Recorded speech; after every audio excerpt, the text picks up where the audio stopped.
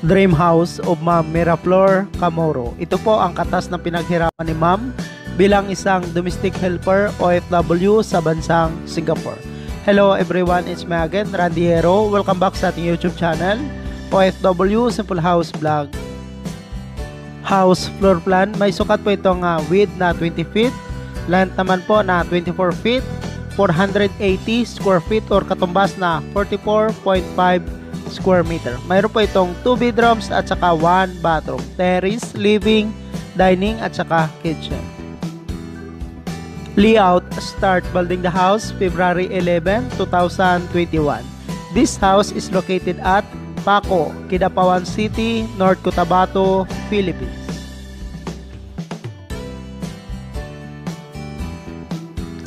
Makikita po dito na inuna po nila ang pagbuhos ng poste bago po nag-file ng hollow block. Sa ganitong paraan sa paggawa ng bahay ay maiiwasan po ang pag-crack ng wall nito.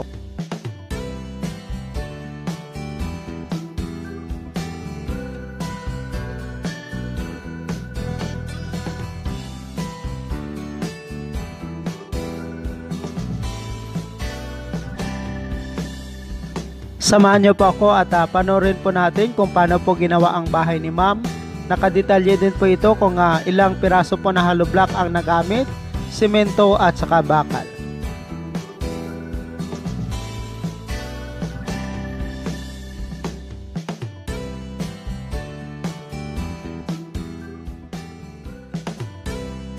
Itong bahay ay may 2 bedroom. Nasa gitna po ng 2 bedroom ang toilet and bath area.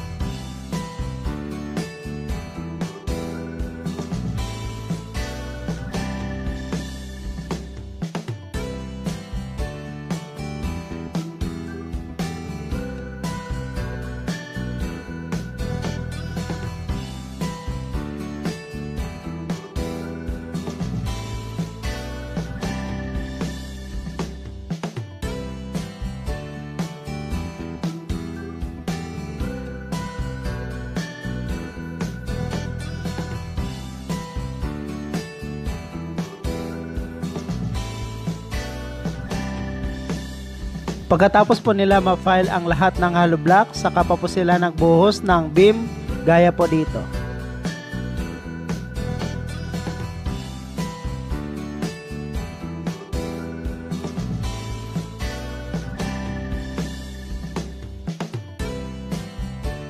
Sa pagbuo ng structural ng bahay na may sukat na 20 by 24 feet, umabot po ito ng 1,400 na hollow block ang nagamit, 130 bags na semento at saka 120 pieces naman po na round bar mix ang nagamit.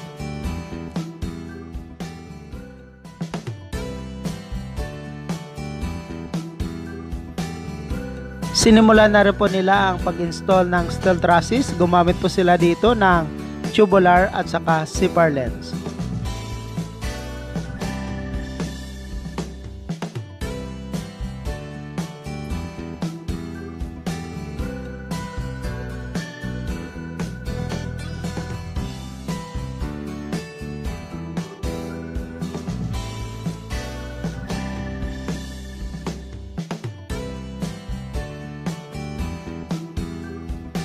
Roofing materials. Gumamit po sila dito ng rib type color roof.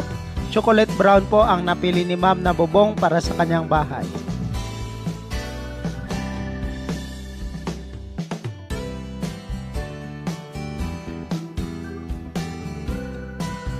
Ito po ang simula sa pag-install ng roofing.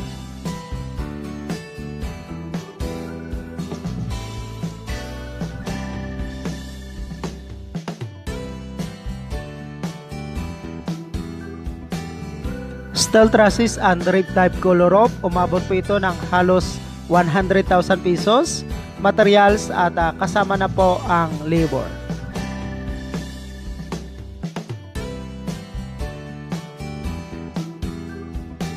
Sinimulan na rin po nila gumawa ng concrete door jamb at saka concrete window jamb.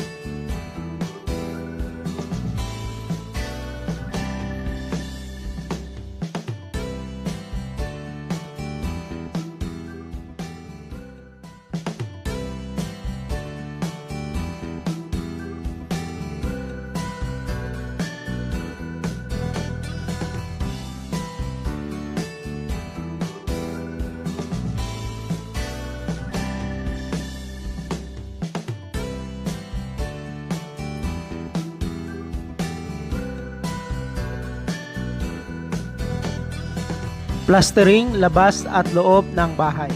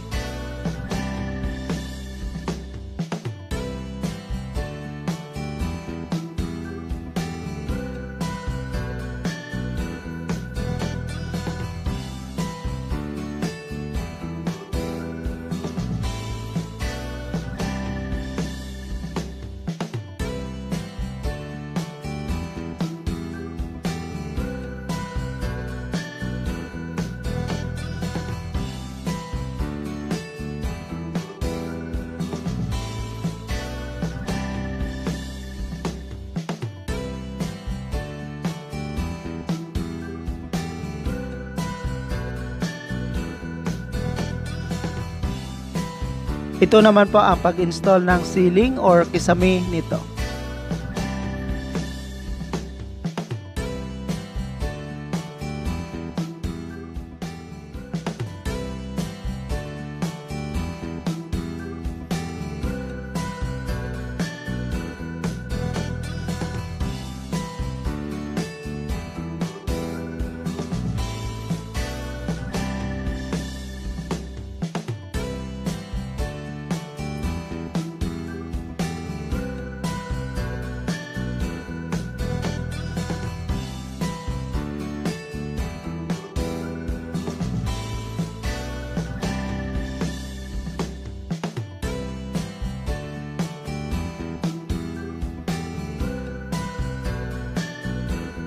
Sinimulan na rin po nila gumawa ng kitchen area.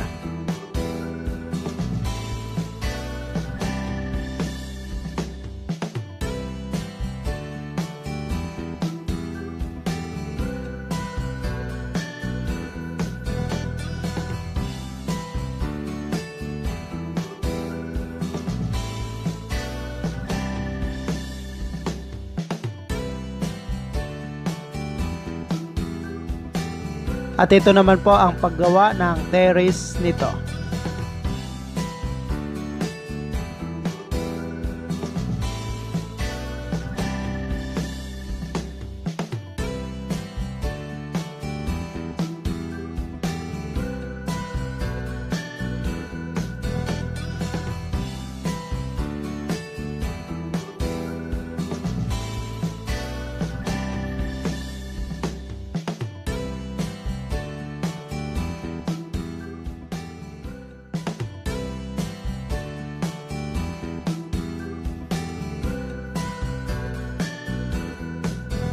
Main door ng bahay.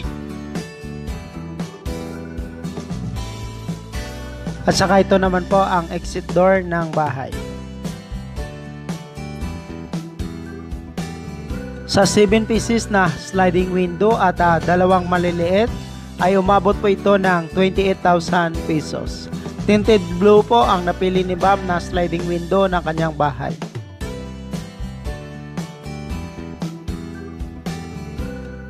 At ito naman po ang pagsimula sa pagpintura nito.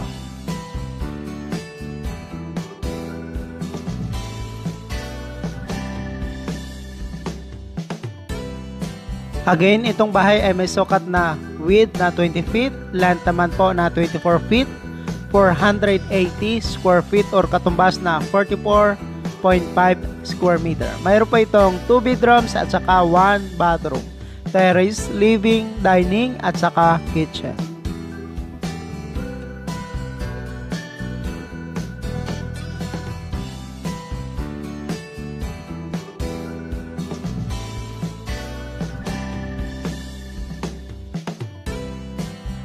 Ito po ang toilet and bath area. Nakatiles na rin po ito at nakabili na rin po si ma'am ng toilet bowl, shower at iba pa.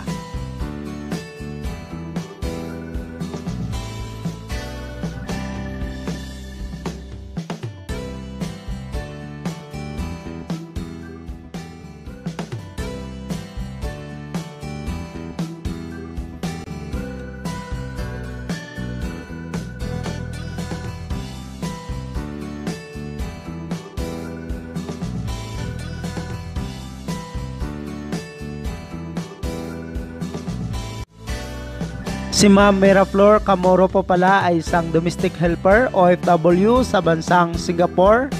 6 years na rin siyang abroad, separated at mayroong 3 anak from Paco, Kidapawan City, North Cotabato, Philippines. Muli po akong napapasalamat sa iyo Ma'am Miraflor sa pag-share ng pinagawa niyo pong bahay, katas ng inyong pinaghirapan bilang isang domestic helper OFW sa bansang Singapore. Congratulations po ulit. God bless and more power. Building the house, it costs of 520,000 pesos or katumbas na 10,400 US dollar with labor. Congratulations again to Ma'am Miraflor Camoro, Singapore OFW from Kidapawan City, North Cotabato, Philippines. Thank you so much mga ka-OFW. Kung nagustuhan nyo itong video na to, please subscribe na sa Randy Yero YouTube channel. Please don't forget to hit bell button for our latest updates.